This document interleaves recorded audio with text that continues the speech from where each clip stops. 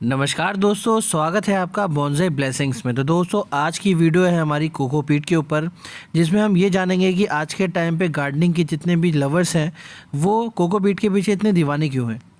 तो दोस्तों, इस वीडियो में मैं आपको बताने वाला हूँ कि हमारा जो कोकोपीट जो आप गार्डनिंग में यूज़ करते हैं वो आखिरकार बनता कैसे है और कहाँ कहाँ जगह में ये यूज़ होता है और उसके कौन से बेनिफिट हैं और कौन से ड्रॉबैक्स हैं। ये सारी इन्फॉर्मेशन मैं आपको इस वीडियो में बताऊँगा। तो दोस्तों, जो नारियल पानी आप पीते हैं उसके बाद का जो शेल होता है उसी से हम कोकोपीट को यूज़ करते हैं। अब जैसे देख सकते हैं, जो नारियल आप फेंक देते हैं उसी को आप घर पे छत पे सुखा के अपने घर पे ही कोकोपीट बड़े आराम से बना सकते हैं। इसमें कई सारे प्रोसेस होते हैं। सबसे पहले इसे ड्राई आउट कर लिया जाता है और ड्राई होने के बाद फिर इसके जितने भी फाइबर्स हैं उन फाइबर्स को आपस में रगड़ कर इसके कोकोपीट को निकाला जाता है और इस वेस्टेज को दो चीज़ों में कन्वर्ट किया जाता है। पहला आपका कोकोपीट जो कि गार्डनिंग में यूज़ होता है, और दूसरा इसके जो फाइबर्स हैं वो आप रस्सी या फिर आप देखेंगे जो आप झोला यूज़ करते हैं जूट का, वो इसी फाइबर से बनता है। और उसे जब ये पाउडर फॉर्म में अलग कर दिया जाता है तो उसे एक कंप्रेसर मशीन में प्रेस कर इसे ब्रिक्स की फॉर्म में दे दिया जाता है। आप इसे मार्केट से बहुत ही ईजिली में परचेज़ कर सकते हैं। ये आपको 1 केजी, 5 केजी, 10 केजी और 20 केजी के ब्रिक्स में ईजिली अवेलेबल शॉप्स में हो जाएंगे। लेकिन दोस्तों, आपको पता होगा जो हमारे नारियल हैं वो आपके कोस्टल एरियाज़ में ज़्यादा होते हैं जहाँ पे खारा पानी होता है। तो आपके जो ये कोकोपीट है उनके प्लांट्स भी वहीं पे होते हैं, वहीं पे प्रोसेस होते हैं, तो इसमें सॉल्ट की जो क्वांटिटी है वो ज़्यादा होती है। तो हमेशा मेक श्योर करिए जब भी आप मार्केट से या किसी भी गार्डनिंग या नर्सरी से अपना ब्रिक लेके आएँ कोकोपीट का, तो उसे डायरेक्टली अपने पॉट में यूज़ ना करें। सबसे पहले इसे पानी में अच्छे से सोक करके आप इसको अच्छे से साफ़ करिए, उसके बाद ही इसका यूज़ करिए, क्योंकि इसमें सॉल्ट की क्वांटिटी ज़्यादा होती है और सॉल्ट हमारे प्लांट के लिए बहुत ही ज़्यादा हानिकारक होता है। अगर आप इसे डायरेक्ट यूज़ करते हैं तो आपके प्लांट के मरने के चांसेस ज़्यादा होंगे। अब दोस्तों, जैसे कि ये ब्रिक जो मुझे मिला है ये 250 रुपये में मुझे 5 केजी का ब्रिक मिला है, तो मैं इसे बाल्टी में यूज़ कर रहा हूँ। वैसे अगर आपके पास टब है या बहुत अच्छी स्पेस है तो आप उसे उसमें यूज़ करिए, क्योंकि मैंने टब में देखिए दोस्तों 5 केजी का ब्रिक डाला है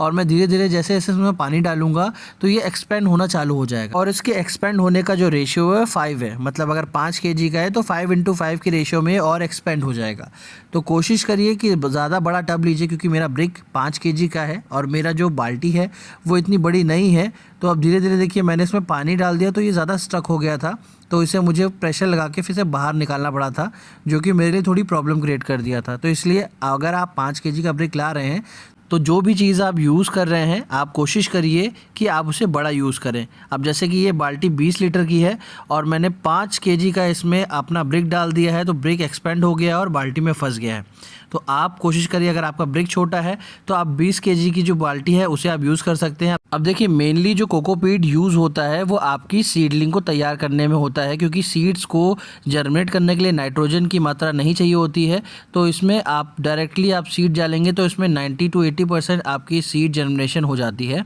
तो ज़्यादातर जो लोग यूज़ करते हैं कोकोपीट, आप सीडलिंग का जैसे सीडलिंग ट्रे होती है उसमें मिट्टी में ना यूज़ करके आप कोकोपीट में यूज़ करते हैं, क्योंकि ये वाटर रिटेन करता है, पानी को अच्छे और लंबे समय तक रिटेन करके रखता है, मॉइस्चर मेंटेन करता है। तो सीडलिंग को जर्मिनेट होने में ज़्यादा समय नहीं लगता है, बहुत कम टाइम में और बहुत अच्छे परसेंटेज में ये सीड जर्मिनेट कर जाते हैं। तो यहाँ पे आपका सबसे मेन इसका जो यूज़ है कोकोपीट का वो सीड जनरेशन में ही है। और कुछ लोग टेरेस गार्डनिंग में भी इसका यूज़ करते हैं, क्योंकि दोस्तों आप अगर गार्डनिंग लवर हैं, अगर आपके पास फ्लैट में आप रहते हैं तो आपको अपने बालकनी में वेट का भी रेशियो देख के चलना है। आप सॉइल का यूज़ नहीं कर सकते, या कई बार जो टेरेस गार्डनिंग करते हैं और बहुत ज़्यादा सब्जियों लगाते हैं तो उसमें उनको वेट का भी एक मेन रेशियो देखना पड़ता है। तो इसीलिए कोकोपीट का यूज़ हम टेरेस गार्डनिंग में ज़्यादा करते हैं।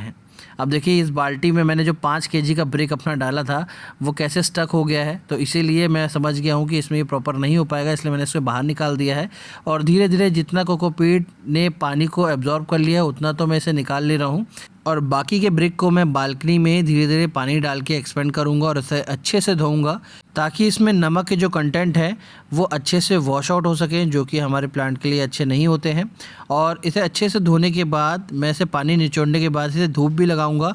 धूप दिखाना हमारे कोकोपीट में इसलिए भी इम्पॉर्टेंट है क्योंकि जो कोकोपीट है उसमें फंगस जल्दी पड़ता है, और इसीलिए नर्सरीज़ में भी अगर आप देखेंगे तो 90 टू 100% आप देखिएगा जो कोकोपीट है वो सिर्फ सीड जर्मिनेशन के लिए ही यूज़ हम करते हैं। सेकेंडली, अगर आपका जो प्लांट है, जैसे कि आप देखिएगा नॉर्थ इंडिया में जैसे दिल्ली, यूपीज़ में आपके जो प्लांट्स आते हैं, आप यूजुअली देखेंगे अगर आप सकुलेंट स्पेशली ले रहे हैं या फिर कोई एक्जॉटिक प्लांट ले रहे हैं तो उसमें आप देखिएगा लेबलिंग जो होती है वो संजय नर्सरी की ज़्यादा होती है, क्योंकि आमतौर पे आपके जो प्लांट्स जो आते हैं जो एक्जॉटिक होते हैं वो ठंडे या फिर बरसात वाले इलाके से आते हैं, मीन्स पुणे से और वेस्ट बंगाल से ज़्यादा इंपोर्ट किए जाते हैं हमारे नॉर्थ इंडिया में। तो आप देखिएगा उसमें कोकोपीट का यूज़ करते हैं, क्योंकि अगर वो मिट्टी में ही अगर आपका ट्रांसपोर्ट करेंगे तो उससे वेट भी बढ़ेगा, उससे क्या है ट्रांसपोर्टेशन कॉस्ट में भी इंक्रीमेंट आ जाता है, साथ ही साथ आपकी जो सॉइल है वो बहुत जल्दी सूख जाती है। और कोकोपीट के अंदर एक क्वालिटी होती है कि ये पानी और मॉइस्चर को बहुत ही लंबे समय तक रिटेन करके रखता है, तो ये बहुत ज़्यादा इजी हो जाता है, क्योंकि आपका जो सफ़र है वो 4 से 5 या कई बार 1 हफ़्ते से भी ज़्यादा का सफ़र हो जाता है। तो इसमें अगर आपका ट्रांसपोर्टेशन में अगर आप पॉली बैग्स में या फिर जो प्लांट हम ला रहे हैं बाहर से, पुणे से, वेस्ट बंगाल से, अगर वो सॉइल का यूज़ करेंगे तो 1 से 2 दिन के अंदर सॉइल सूख जाएगी और आपका 90% जो प्लांट है जब तक यहाँ पहुँचेगा तब तक वो मर चुका होगा, सूख चुका होगा। इसीलिए देखिएगा आप ट्रांसपोर्टेशन में जब भी प्लांट्स बाहर से आते हैं आपके पुणे से, असम से, वेस्ट बंगाल से जो हम इंपोर्ट करवाते हैं, तो उसमें आप देखिएगा सॉइल का यूज़ नहीं होता, उसमें कोकोपीट का यूज़ ज़्यादा होता है एक्जॉटिक प्लांट्स में। अब देखिए एक्स्ट्रा जो मेरे पास, क्योंकि ये 5 केजी कुछ ज़्यादा ही हो जाएगा, तो इसे मैंने अलग रख दिया है पन्नी में पैक करके, और बाकी जो मैंने अलग से धो दिया है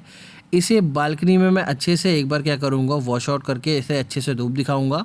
और मेरे पास 3 या 4 पॉट हैं प्लास्टिक के, मैं इसे फिल कर दूँगा। और फिल करने के बाद अब जब मुझे टाइम मिलेगा तो कौन से प्लांट मेरे बालकनी के लिए कैसा डायरेक्शन है, कौन से प्लांट सही रहेंगे, कितनी धूप मेरे बालकनी में आते हैं, उसके अकॉर्डिंग मैं प्लांट लगाऊंगा। तो अभी जितना भी कोकोपीट मैंने वॉश कर लिया है इतना अप्रॉक्सीमेटली है कि आपके 4 जितने भी मैं पॉट लाया हूँ वो 4 पॉट अपने फिल आराम से हो जाएंगे। अब अपने प्लांट में मैं यूजुअली कटिंग लगाऊंगा, क्योंकि कुछ ऐसे प्लांट होते हैं जो कि आपको बाहर भी बहुत ईजिली से मिल जाते हैं, जैसे बोगनविलिया का जो बॉन्साई है या प्लांट है आप देखिएगा वो बहुत ईजिली ग्रो हो जाता है, उसकी कट बहुत जल्दी प्रोपगेट कर जाती है। लीजिए दोस्तों, अब धीरे धीरे करके मैंने पूरा अपना जो पॉट है वो भर दिया है, और बाल्टी में काफ़ी कुछ बचा हुआ है नीचे। अब इसे मैं वेस्ट तो करूँगा नहीं, तो मैं बड़ी सी छन्नी ले आया हूँ, उसमें मैं जितना भी वेस्टेज लास्ट में बचा हुआ है इसे मैं छान लूँगा ताकि नीचे से पानी निकल जाए, और जितना कोकोपीट मेरा पानी के अंदर है तो उसका यूज़ भी मैं कर पाऊँ, इसलिए मैं छान के इसे अच्छे से निचोड़ लूँगा। क्योंकि इसके अंदर क्योंकि लास्ट में पानी जो बचा है वो है, तो इसमें नमक की क्वांटिटी कुछ ज़्यादा ही होगी, तो इसे अच्छे से निचोड़ के